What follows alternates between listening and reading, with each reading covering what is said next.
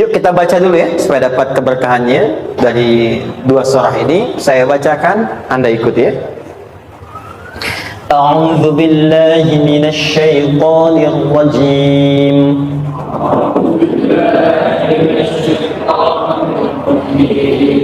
Bismillahirrahmanirrahim.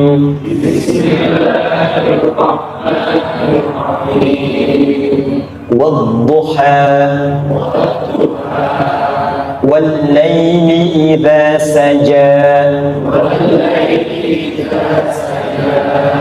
ma wadda'aka rabbuka wa ma qala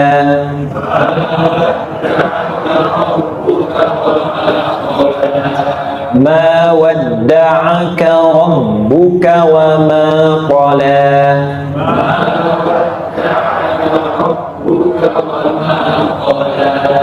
walal akhiratu khairul laka minal ula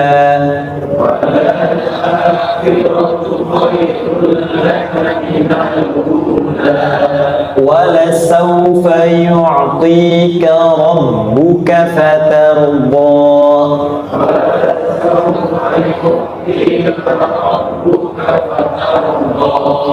alam yajidka yatiman fa'awa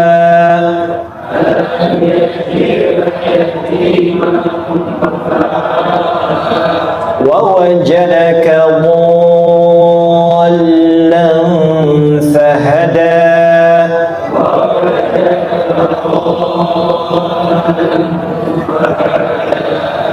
wa wajadaka 'ailan fa'aghna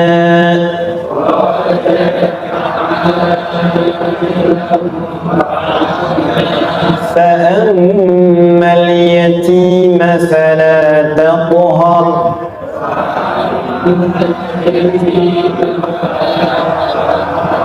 وأما السائل فلا تنهر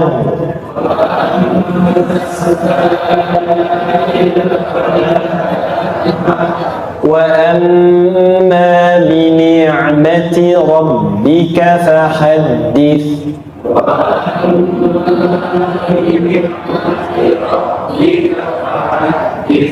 Baik, satu surat dulu. Alhamdulillah. Izin saya bacakan tadi untuk diikuti supaya setidaknya kalau kita pulang dan ditanya bagaimana hidupku engkau jalani, seperti apa engkau berinteraksi dengan Quran yang telah aku turunkan, maka kita pernah menjawab, ya Allah, kami pernah baca akan itu. Jangan pernah kita berkehidupan sampai wafat dan tidak pernah berinteraksi dengan Quran walaupun sekedar membacanya.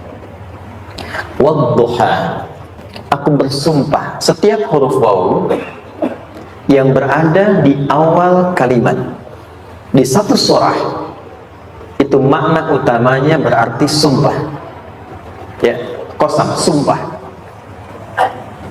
Seringkali diartikan demi, ya, wal asri, demi masa, wal fajri, demi waktu fajar, wal laili, demi malam. Intinya sumpah.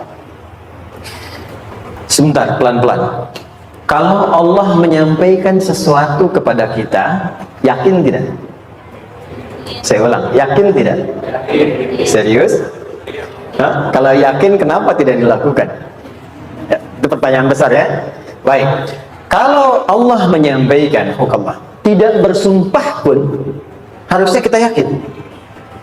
Tapi kalau Allah bersumpah dalam kaidah ilmu tafsir, berarti ada sesuatu yang sangat penting, yang saking pentingnya akan sangat dibutuhkan oleh setiap hamba, sehingga diminta setiap hamba itu fokus menyimak apa yang mau disampaikan. Bahkan saking pentingnya menyimak itu, Allah bersumpah. Jelas? Jika teman-teman menemukan di Quran ada ayat dibuka dengan sumpah, berarti ada kasih Allah yang tinggi yang akan disampaikan di ayat itu sampai meminta kita fokus untuk menyimaknya. Ad-duha untuk memudahkan maknanya, teman-teman, kalau waktu duha itu jam berapa ya?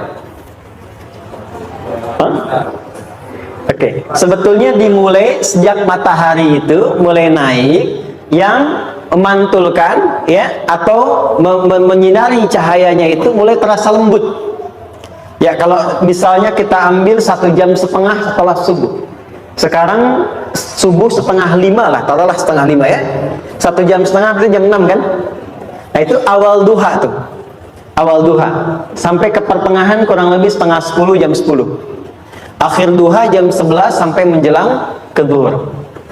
Awal duhanya disebut dengan syuruk namanya. Syuruk. Jadi syuruk itu awal duha. Kalau sudah jam 6 ada cahaya matahari ya. Enak nggak ke tubuh kita itu? Nyaman nggak? Jam 8 enak nggak kalau berjemur ya? Jam 9 enak ya? Nah, ini kata kiasan dalam bahasa Arab. Kalau kita merasakan sesuatu yang enak, nyaman, memberikan manfaat yang banyak, itu orang Arab sering memberikan kiasan dengan waktu-waktu tertentu, di antaranya duha.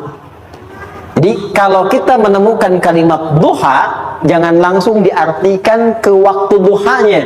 Boleh jadi yang diinginkan adalah makna di balik itu, yaitu semua kenikmatan dan kenyamanan yang didapatkan. Cara mengartikan ini, wadduha, aku bersumpah, kata Allah, ya Muhammad, demi semua kenikmatan yang kau rasakan dalam hidup, seperti engkau merasakan kenikmatan cahaya duha itu. Jelas? Wal-laili idza saja, dan aku bersumpah, al-lail, lail itu apa? Malam. Baik, lail turunannya, layali jamaknya, lela, lili, lala, itu malam. Jadi kalau ada ibu leli, ibu malam-malam ya. Al-lail. Oke. Lail itu malam. Malam gelap nggak? Gelap. Tapi kalau gelapnya gulita, tidak ada cahayanya, gelap betul gitu, gelap ya. Misalnya sedang kita dapati misalnya satu momentum padam lampu, padam semua, dan pas gerhana misalnya gelap sekali. Nah, itu bahasa Arabnya disebut dengan saja namanya. Ya, saja. Wal-laili idza saja. Dan malam apabila telah gulita. Zaman Nabi kan nggak ada lampu. Ya, belum ada PLN. Ya, dan seterusnya. Jadi gelapnya betul-betul gelap. Saya mau tanya sebentar. Biasanya kalau situasi gelap itu mudah nggak menemukan benda tertentu? Melangkah mudah atau sulit? Tidak mudah untuk dilakukan kan? Dalam bahasa Arab, kalau kita ingin mengungkapkan satu kegamangan yang luar biasa, sampai kita merasakan gelap dan sulit melangkah, bukan hanya karena nggak ada cahaya, mungkin karena ada pekerjaan tertentu yang menyulitkan, masalah tertentu yang menyulitkan, sehingga merasa seakan-akan kita tuh gelap. Makan gak enak, melangkah susah. Pernah nggak merasakan situasi yang saking beratnya satu beban itu seakan-akan makan nggak mau, melangkahnya berat, ada vertigo, kadang-kadang pusing. Pernah merasakan itu? Itu bahasa Arabnya wal-laili idza saja. Perhatikan kalimatnya, ya Muhammad sallallahu alaihi wasallam, aku bersumpah demi semua kebahagiaan dan kenikmatan yang engkau pernah raih, seperti merasakan kenikmatan cahaya duha. Dan mungkin persoalan hidup yang pelik yang membuat engkau merasakan kesulitan, seakan-akan merasa di suasana gelap yang gulita. Ma wadda'aka rabbuka wa ma qala. Tanamkan dalam jiwamu yang paling dalam, aku tidak akan pernah meninggalkanmu. Ada suami pulang dari pekerjaan, mendapati istri sedang termenung dan mengalir air matanya. Tiba-tiba suaminya datang mengatakan, hangat sekali pada istrinya, di sampingnya membelainya dan mengatakan, "Ma, demi semua suka yang pernah kita lalui bersama, dan demi duka yang mengalirkan air matamu saat ini pun, tanamkan dalam hatimu yang paling dalam, Papa akan selalu bersama Mama dalam setiap situasi itu." Kira-kira para ibu merasakan itu bagaimana perasaannya? Masa sih? Tapi itu menarik loh, menarik ya. Ini kalau teman-teman ngaji surat Yusuf, di surat Yusuf itu laki-laki diilustrasikan dengan matahari, perempuan diilustrasikan dengan rembulan, ya. Inni ra'aitu ahada asyara kaukaba wasyamsa wal qamara ra'aituhum li sajidin. Ayah, aku melihat bulan dan matahari serta 11 gemintang sujud hormat kepadaku. Jadi matahari diartikan itu sebagai laki-laki, suami, ayah. Kenapa disebut matahari? Diilustrasikannya, matahari itu kan menyengat dengan kuat. Kalau kita menjemur, mengeringkan pakaian, melindungi. Tipikal suami itu melindungi. Ada yang ganggu istri, sengat dengan kuat. Ada air mata yang mengalir, hei, keringkan itu sehingga tidak larut air mata mengalir di pipinya. Itu matahari. Sebaliknya rembulan. Rembulan itu kan enak dipandang, bukan bulannya ya. Bukan bulannya. Kalau bulannya kan desainnya nggak sempurna, baik terlihat. Tapi cahaya rembulannya tampil dengan indah, tampil dengan baik, enak dipandang, menenangkan, dan tidak tertukar. Jangan sampai ada istri jadi matahari, suami jadi rembulan. Jelas ya? Dengan kekuatan bulan aku menghukummu, ya kan? Oke.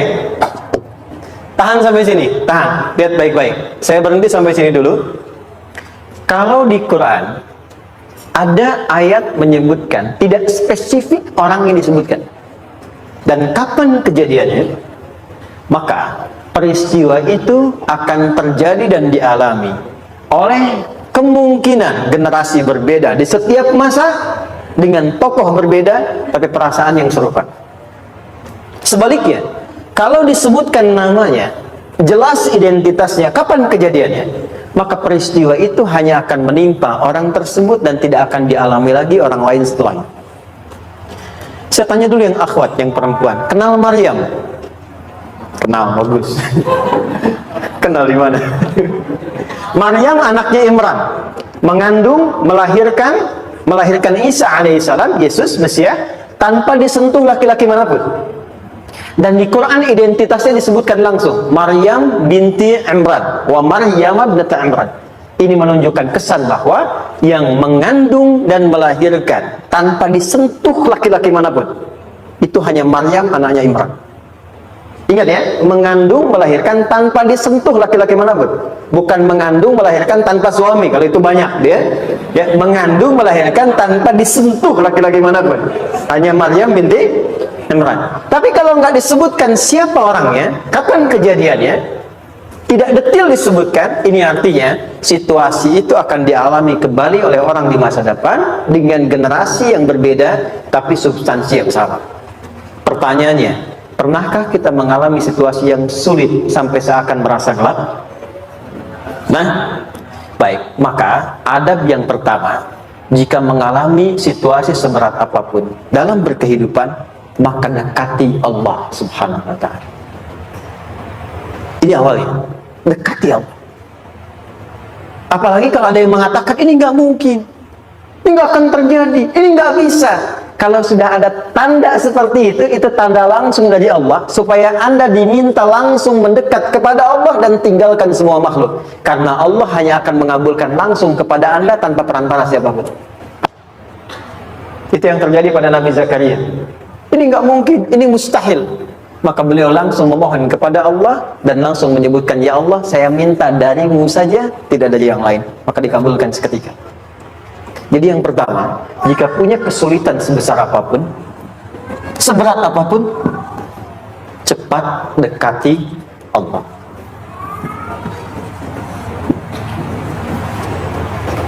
Maka di situ akan dijawab langsung oleh Allah, ma wadda'aka rabbuka wa ma qala.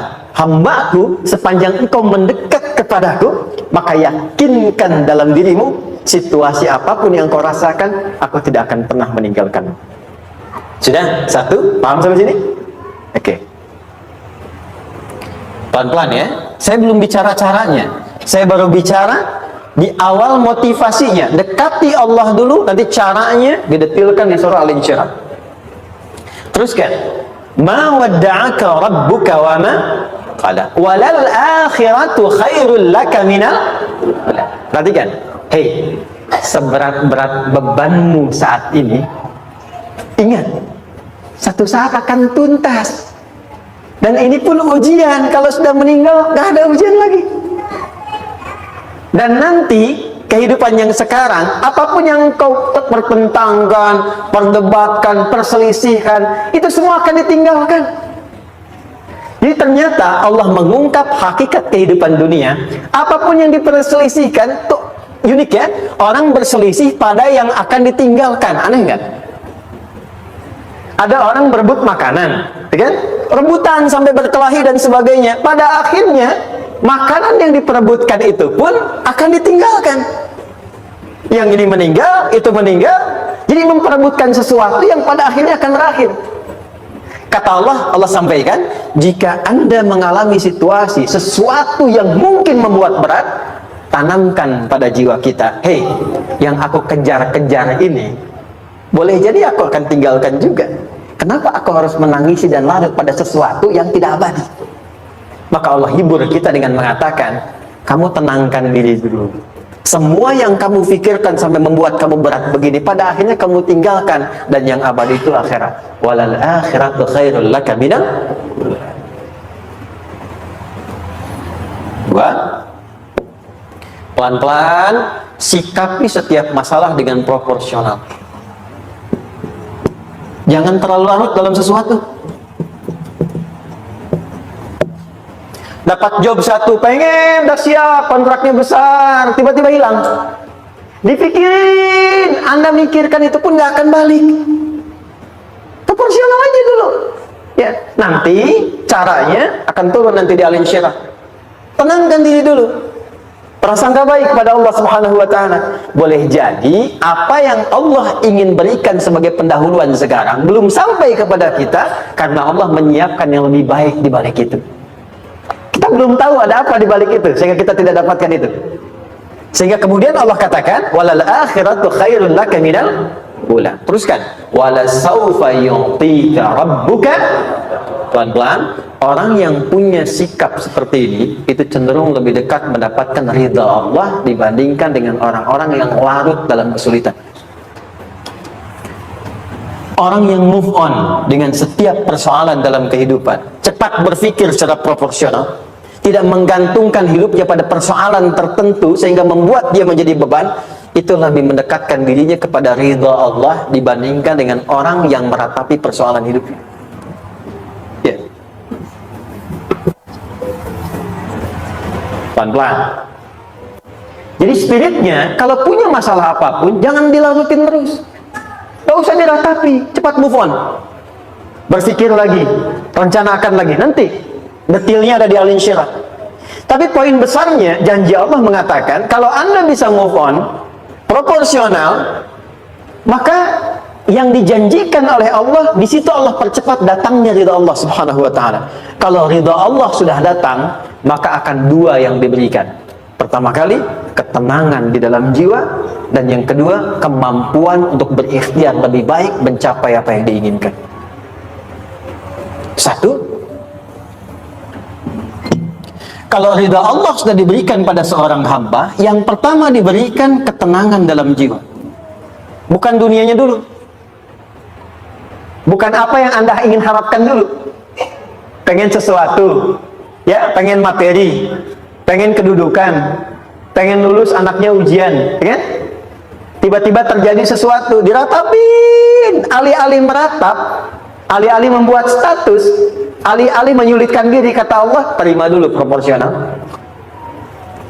Setelah itu dekatkan diri kepada Allah, turun ridha Allah. Begitu turun, yang pertama diberikan ketenangan kepada hati. Tenang dulu.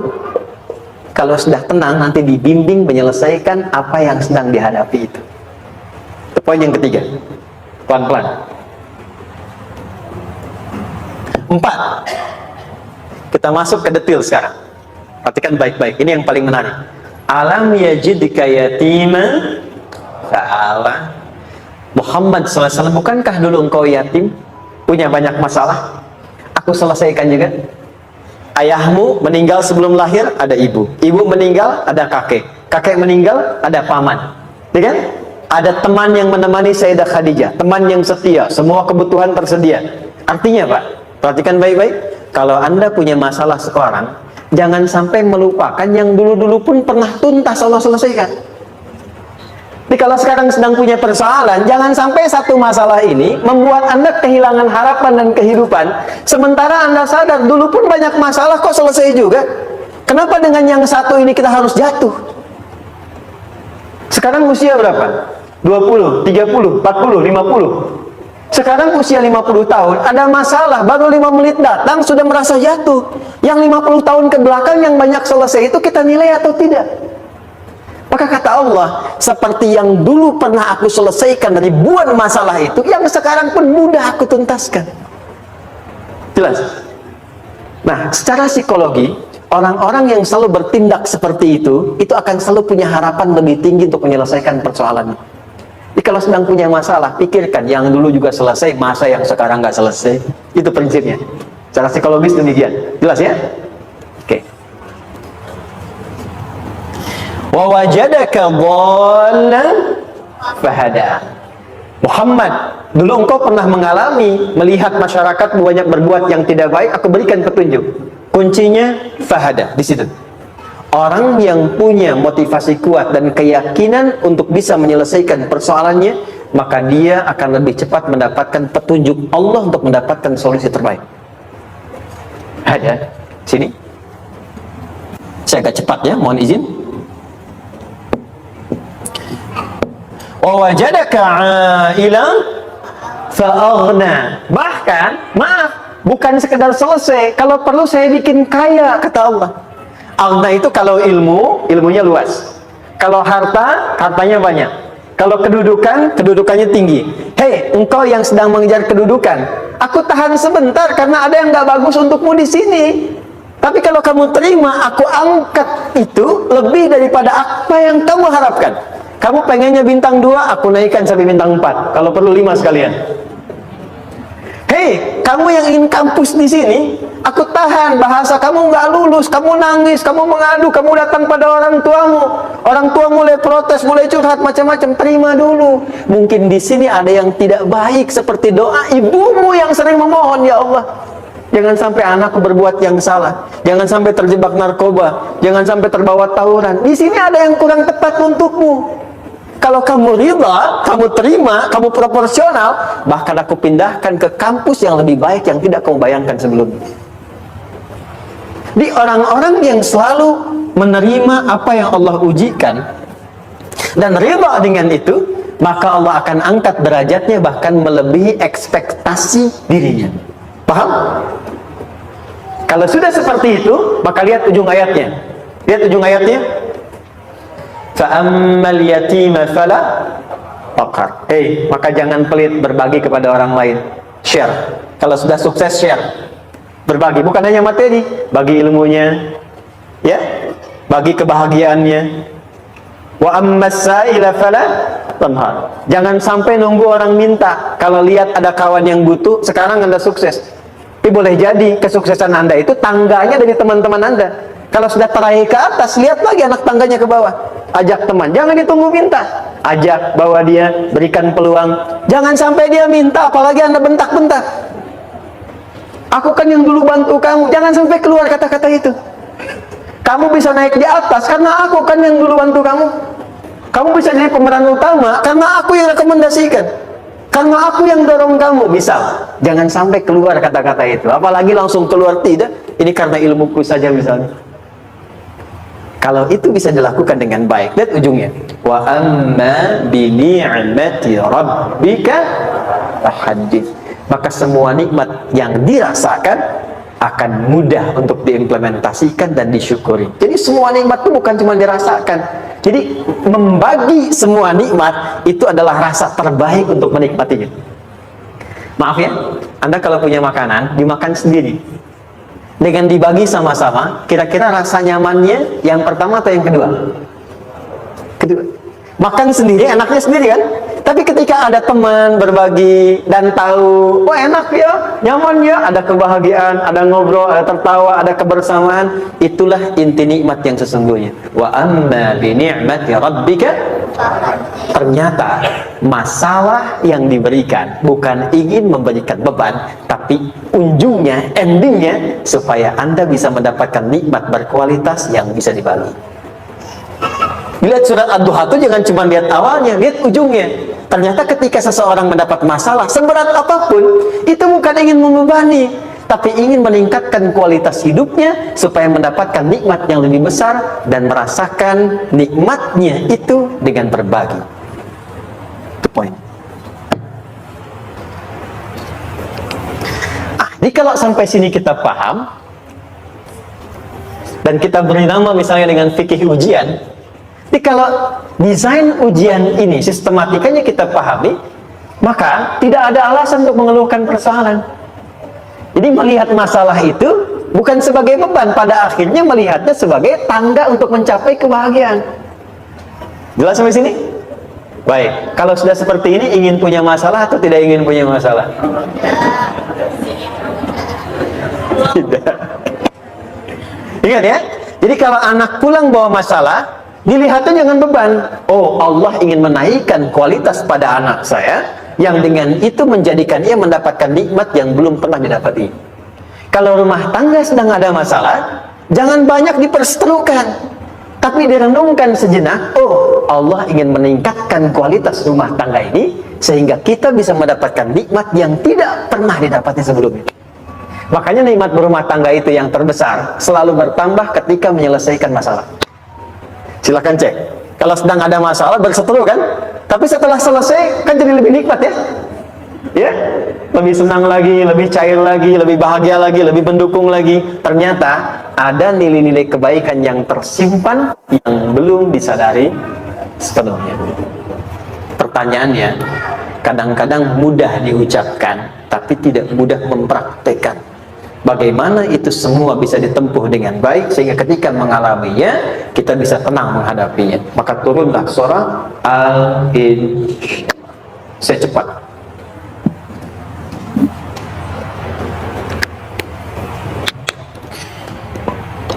Teman-teman, ini apa? Mas ya? Baik, pelan-pelan sedikit. Kira-kira volumenya besar kecil?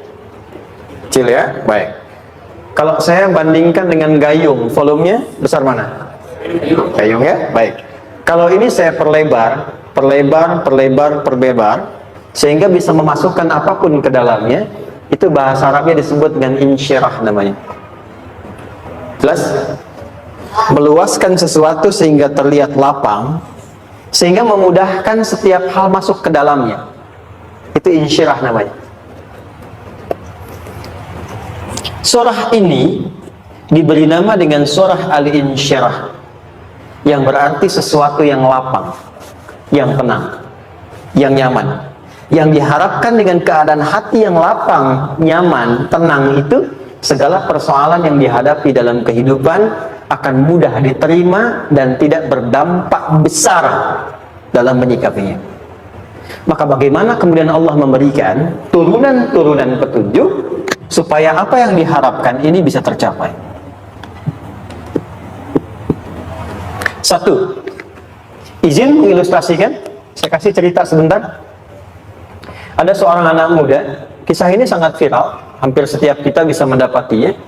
Datang kepada seorang kakek tua di sisi danau yang jernih sekali airnya. Dia berkeluh kesah tentang persoalannya. Dia katakan, saya punya masalah begini. Berat sekali terasanya. Kakek itu kemudian permisi, dia hanya membawa 2 genggam garam. Kemudian beliau bawa 1 gelas, ilustrasinya seperti ini. Dimasukkanlah kemudian garam itu ke gelas itu. Lalu diambil 1 gelas air yang jernih tadi, dengan garam segenggam. Kata beliau, minum. Pemuda itu mengatakan, wah, asin, minum aja deh. Lalu ketika diminum, langsung ditumpahkan. Dia muntahkan, asin gitu ya. Lalu setelah itu kakek yang tadi melepaskan segenggam sisanya, dilempar ke danau tadi yang luas. Lalu diambil lagi dengan gelas yang sama. Sekarang minum. Bagaimana rasanya? Segar, enak, nyaman. Itulah hatimu. Kalau hatimu sempit sesempit gelas ini, maka masalah sekecil apapun akan selalu menghadirkan kesulitan seperti engkau menelan garam tadi. Tapi kalau hatimu luas, sebesar apapun masalah, tidak akan pernah berdampak pada dirimu kecuali engkau mampu menyusun rencana untuk mengatasinya. Kelapangan hati yang membuat diri kita mampu menerima persoalan apapun, itu yang disebut dengan insyirah. Makanya dulu tahun 90-an ada sinetron Hati Seluas Samudra, ya? Saya pernah tahu itu. Sama anaknya diapa-apain juga, masih aja ya menerima gitu. Dulu siapa ya? Jeremy Thomas dan lain-lain. Ya, saya kira ada itu. Ya, saya kira itu ya. Saya pernah lihat sejenak ya. Saya jarang-jarang nonton gitu. Pernah lihat aja. Saya senang riset. Jadi kalau riset itu ada riset dakwah, ada riset materi. Saya teman-teman yang musik gitu ya. Saya tidak terlalu dekat dengan musik karena saya di Quran gitu. Tapi untuk mengetahui hukum musik itu bagaimana, saya riset. Sampai ke notasi saya tahu. C, D, F, G, A, B, C, G, A, B, C, D, F, G, D, F, G, A, B, C, D, A, B, C, D, F, G, A, F, G, A, B, C, D, E, B, C, D, E, F, G, A, B, F, G, A, B, C, D, A, F, C, A, B, G, A, B, C, gitu kan ya? Ya, tapi kalau diminta piano, gitar, ya saya nggak bisa. Ya, tapi untuk menentukan hukum, nah kita bisa paham gitu. Misalnya boleh nggak baca Quran pakai langgam Jawa gitu kan? Nah, hukumnya apa? Nanti dari teori itu muncul. Ya, paham ya? Nah, oke, balik sini. Perhatikan baik-baik. Satu, saya agak cepat. Ini ditafsir langsung turun Al-Insyirah. Yang pertama, alam nashrah laka sadrak wa wada'na anka wizrak alladhi anqadha dhahrak. Tahan sampai sini dulu, 3 ayat. Saya mulai dari ayat kedua dan ketiga. Perhatikan baik-baik. Wa wada'na anka wizrak alladhi anqadha dhahrak. Artinya apa? Artinya satu beban yang diletakkan di pundak yang berpengaruh kepada semua bagian tubuh. Kita pernah melakukan atau melihat yang angkat beban ya? Beban kan semakin berat diangkat, semakin terasa ke bagian-bagian tubuh ya, ke semuanya. Nah, itu namanya wizrak alladhi anqadha dhahrak. Beban yang dipikul yang berat sekali sampai semua merasa. Makanya jadi satu ungkapan dengan mengatakan dia sedang memikul beban yang sangat berat. Sampai kepalanya pusing, tidur nggak nyaman, miring kanan, miring kiri. Itu namanya ya alladzi anqadha dhahrak. Satu. Saya percepat, akan ada satu masa dalam hidup setiap hamba merasakan satu persoalan yang seakan-akan beban berat yang dipikul sampai merasa kesulitan dari ujung kepala sampai ujung kaki. Siapapun itu. Jujur ya, setiap kita tanyakan pada diri sendiri. Setiap kita yang ada di sini, saya yakin pasti pernah atau bahkan akan mengalami satu peristiwa yang merasakan beban berat sampai seakan-akan ujung kepala sampai ujung kaki merasakan sakitnya. Ada yang sudah mengalami atau bahkan nanti akan ada yang melalui. Perhatikan baik-baik. Teruskan ayatnya. Wa rafa'na laka. Perhatikan. Kalau ada yang sedang merasakan itu, yakinlah kata Allah, pada saat itu sesungguhnya Allah sedang mengangkat derajatnya dan meningkatkan kualitas hidupnya untuk mencapai sesuatu yang istimewa yang belum pernah diraihnya. Dari sini kita buat persamaan. Ujian tadi kan berbanding lurus dengan harapan, banding lurus dengan solusi nanti pada akhirnya. Fokus. Lulus di sini, insya Allah setiap persoalan akan lebih mudah untuk diatasi. Ujian seberat apapun yang sedang kita alami tidak akan pernah diberikan kepada kita oleh Allah kecuali ternyata hikmahnya untuk mengabulkan harapan-harapan besar yang sebetulnya kita mintakan. Jujur ya, setiap kita kan sering punya permohonan ya, sering berdoa ya, ya Allah minta ini, minta itu, minta ini, minta itu, gitu kan? Nah, cara Allah mengabulkan harapan kita itu yang pertama jalurnya lewat ujian. Karena semua kesuksesan itu desain dasarnya adalah melewati ujian. Coba, anak-anak kita yang sedang sekolah itu, apa mungkin diwisuda dengan penuh kebahagiaan kalau nggak mengalami ujian? Hah? Lewat ujian dulu kan? Dia belajar dulu, ujian dulu, ngatasin soal dulu, lulus, baru wisuda. Apakah mungkin akan dapat IPK 4 yang diharapkan kalau tidak mengalami ujian? Belajar dulu, ya kan? Ada waktu, sempat dia bangun malam, siang, dan seterusnya, belajar, keringat, dan sebagainya, baru bahagia kan? Dan ternyata belajar itu untuk diwisuda. Sebab kalau kita tidak belajar, mustahil dapat wisuda. Kalau tidak lewat ujian, mustahil dapat ijazah. Karena ternyata harapan itu, hukum dasarnya dalam berkehidupan, bisa diraih dengan melewati ujian.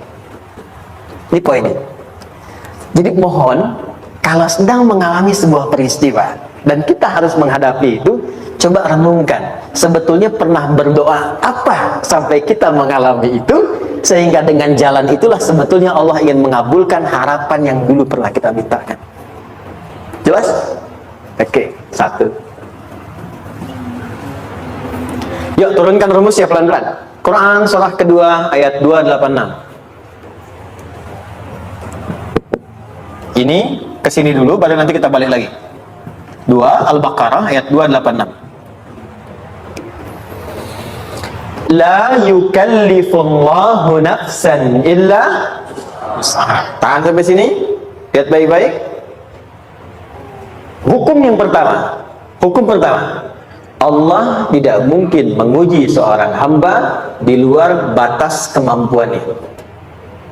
Di kaidah yang pertama tadi, kalau kita sedang diuji, sebetulnya ada harapan dan doa yang pernah kita mohonkan, dan Allah ingin mengabulkan itu, jalan pertama ialah ujian. Tapi adilnya Allah, tidak akan pernah kita diuji, kecuali sesuai dengan kemampuan kita. Jadi kalau nggak mampu, nggak mungkin diberikan ujian. Ingat ya, kalau tidak mampu, tidak mungkin diberikan ujian. Artinya harapan yang kita mohonkan pun akan sesuai dengan kemampuan kita. Jadi kalau kita minta sesuatu nggak mungkin bisa menggunakannya, nggak akan dikasih. Nah, balik ke sini untuk memberikan ketenangan kepada hati kita. Kalau sedang menerima persoalan, setelah kita mengatakan, oh ini mungkin ada harapan yang ingin saya dapatkan, jalannya lewat sini. Untuk memberikan ketenangan kepada hati, begitu persoalannya tiba, langsung katakan pada diri kita, saya pasti bisa menjalaninya. Mustahil saya diuji kalau nggak mampu menjalaninya. Itu bahasa singkatnya.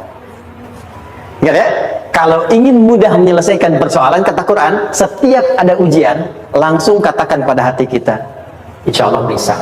Nggak mungkin saya diuji kalau saya nggak sanggup. Jelas? Dan tanamkan itu pada hati yang paling dalam. Ini nggak mudah.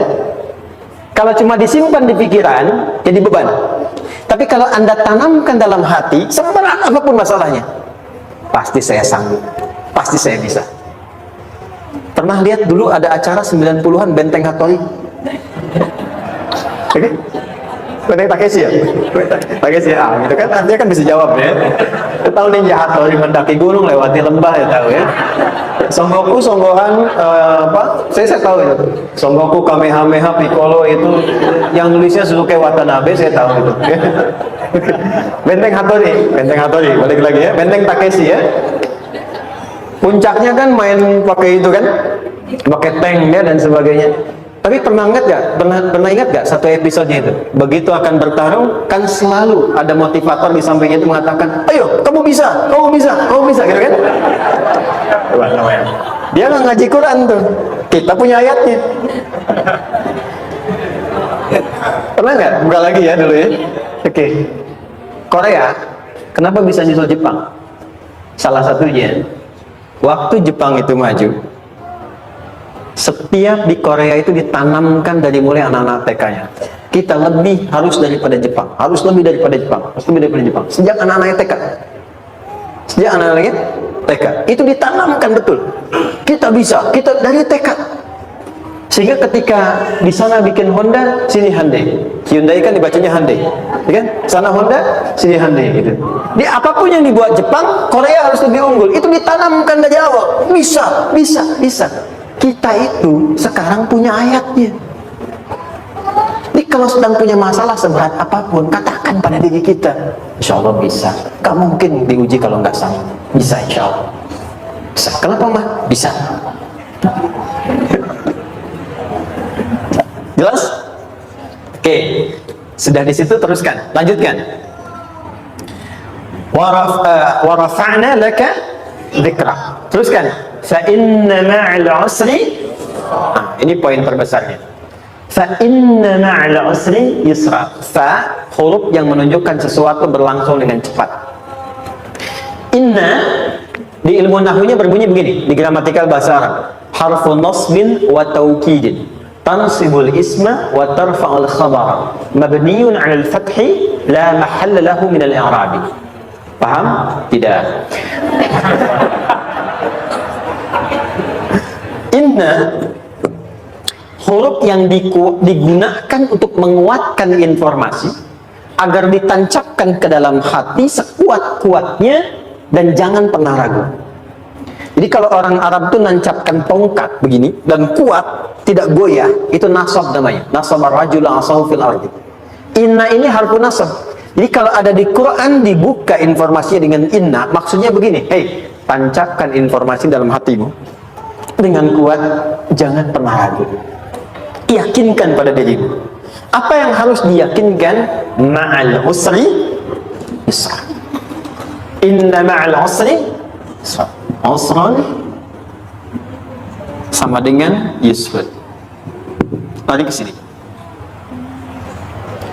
Oke. Apa artinya usran? Sulit. Oke. Sulit itu ada dua. Ada sa'bun, ada usrun. Kalau kesulitan yang relatif, kata si A sulit, si B mudah, itu sa'bun namanya. Contoh, kata si fulan, bahasa Jepang susah. Padahal kata yang lain tidak. Saya ke Jepang, anak-anak kecil begini bisa bahasa Jepang, gitu kan? Bagi mereka mudah, gitu kan? Saking mudahnya gitu. Atau shiwa, gitu. Anak-anak kecil, bagi mereka mudah, bagi kita belum tentu. Itu sa'bun. Inna lughatal yabaniyah sa'bah. Relatif. Tapi kalau kesulitan yang sifatnya mutlak, semua orang mengatakan sulit. Maaf, bawa mobil sulit atau mudah? Bukan mengendarai ya, bawa mobil, bawa. Sulit ya? Sulit ya? Baik, sepakat sulit semuanya. Nah, itu dalam bahasa Arab dikenal dengan usrun. Kesulitan yang semua sepakat bahwa itu susah. Sulit, semua sepakat. Dan ketika ada orang bicara, aku sedang punya masalah begini, semua mengatakan, wah itu nggak mudah, itu nggak mudah, itu usrun namanya.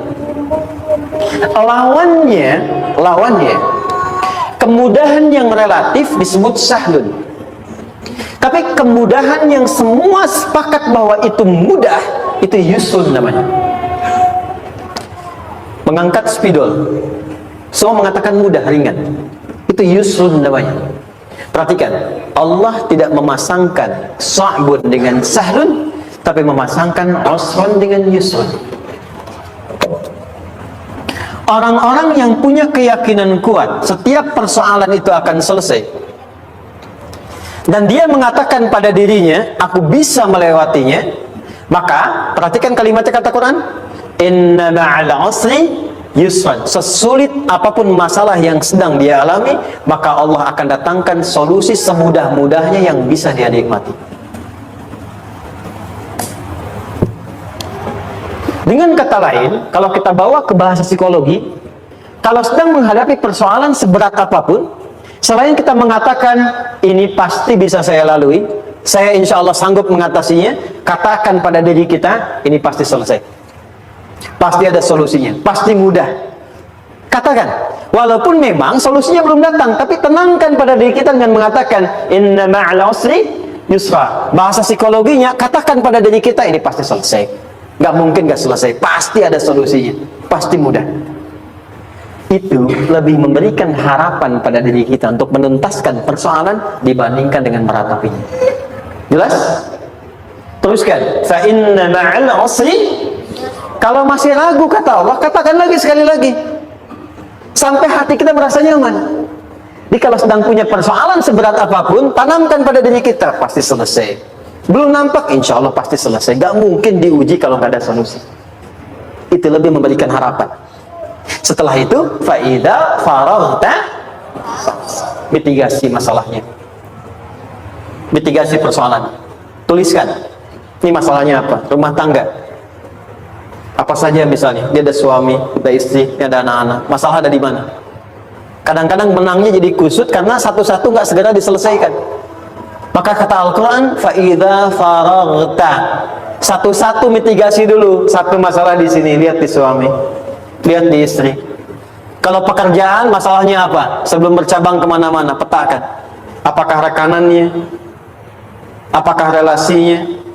Apakah kemampuannya? Apakah manajerialnya? Apakah marketingnya? Mitigasi, kotaki semua, selesaikan satu-satu. Setelah itu, apa yang dilakukan? Wa ila rabbika, tawakal sepenuhnya kepada Allah untuk menentukan hasilnya. Tawakal itu yang paling mahal.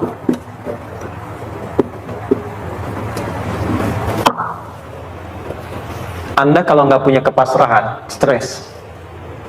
Karena selalu memikirkan apa yang mau dikerjakan dan selalu orientasi pada hasil. Kita punya tawakal. Kalau kita mampu menyerahkan sesuatu, gini. Di sini ada orang yang paling jago misalnya main basket. Ada pertandingan basket. Begitu dibuka, udah tim musyawarah serahkan aja pada si fulan. Kan? Dia yang paling jago, dia. Bukankah dengan menyerahkan itu bukan hanya kita berikan sebuah tugas, kan? Tapi dengan itu ada kelapangan tersendiri, kan? Yakinlah sukses, dia paling hebat. Pernah ada perasaan gitu? Sekarang, siapa yang paling mampu menguasai? Siapa yang paling hebat menyelesaikan segala hal? Siapa yang punya segalanya? Bukankah Allah? Orang-orang yang punya tingkat tawakal yang tinggi, maka satu, dia akan lebih stabil keadaan mentalnya dan tidak akan pernah gelisah dengan kekecewaan. Nggak ada kecewa. Karena tawakal itu kalau sudah kepasrahan pasti menerima hasil. Kalau sudah tawakal, terserah Allah tetapkan apa saja. Mau dapat sekarang, dapat besok, dapat nanti. Puncak yang paling tinggi, tugasmu hanya berikhtiar semampu yang bisa dilakukan. Selanjutnya, biarkan Allah menetapkan apa yang menjadi bagian dari maslahat kehidupan kita. Saya tutup. Cara Allah menjawab harapan kita ada 3. 1, memberi langsung apa yang kita mintakan. 2, menunda itu sampai kita siap menerimanya. 3, mengganti apa yang kita inginkan dengan apa yang kita butuhkan. Saya ulang ya. 1, memberi langsung apa yang kita mohonkan. Bisa, ya Allah saya ingin A misalnya, anak saya pengen ke ITB, tapi nggak mungkin tiba-tiba langsung masuk ITB, kan? Pasti lewat ini dulu, kan? Ada ujian dulu, ikut tes dan seterusnya, diterima sesuai. 2, kadang menunda sesuatu sampai dia sanggup menjalaninya. Anda punya anak usia 5 tahun, pengen dibelikan motor, Anda mampu untuk membeli motor, dikasih nggak? Tidak. Sampai dia sanggup mengendarai motor, baru Anda berikan. Terkadang ada yang kita minta sekarang, tidak didapati sekarang, tapi ternyata tahun depan kita dapat. Kita harus sadar bahwa anugerah yang kita dapatkan tahun depan itu sebetulnya adalah hasil doa kita di tahun ini. Pernah dengar nggak kisah viral? Nabi itu berdoa baru dikabulkan setahun setengah. Setahun 6 bulan. Padahal itu Nabi loh. Kiblat pertama kita kemana? Palestina, kan? Baitul Maqdis, kan? Nabi berdoa, mohon terus nengok ke langit. Al-Baqarah 144, minta, jawabannya turun setelah setahun setengah. Setahun 6 bulan. Ada yang mengatakan di tafsir setahun 8 bulan. Baru dikabulkan setelah setahun setengah. Padahal kurang soleh apa Nabi? Nabinya siap, mungkin umatnya yang belum siap. Nabinya siap, tapi ada tantangan di masyarakat yang tidak mudah, yang mungkin bisa meruntuhkan dakwah. Baru dikabulkan setahun setengah, ketika semua umatnya sudah bisa siap menerima itu. Boleh jadi apa yang diminta orang tua sekarang, terkabulnya mungkin belasan puluhan tahun pada anaknya yang nomor sekian. Tahu Imam Syafi'i? Imam Syafi'i itu kan nama aslinya Muhammad, bapaknya Idris, kakek yang ke atas yang ketiga namanya Syafi'i. Kenapa disebut Imam Syafi'i dinisbatkan pada kakek yang ke atasnya? Ternyata kakeknya ini seorang ulama besar, saleh, memohon kepada Allah, setiap di keturunannya ada yang bisa menggantikan lebih soleh, lebih baik lagi. Ternyata yang didapatkan bukan dari anaknya, tapi generasi keturunan yang kesekian. Anda belum sekarang bisa hafal Quran, misalnya Anda bermohon, berdoa, boleh jadi yang hafal mungkin bukan di anak, bisa di cucu, bisa di bagian keluarga yang lain. Maka terkadang tawakal itu tidak hanya memberikan hasil yang cepat, tapi memberikan keindahan yang terasa tertunda, tapi melengkapi kebahagiaan yang dirasakan. Penutupnya, boleh jadi minta ke ITB, diterimanya di Unpad. Minta motor, dapatnya mobil. Kalau itu senang, luar biasa. Minta mobil, dapatnya motor, gitu kan? Ternyata kadang-kadang misalnya yang terakhir, saya tutup, Allah mengabulkan apa yang kita butuhkan, bukan apa yang kita inginkan.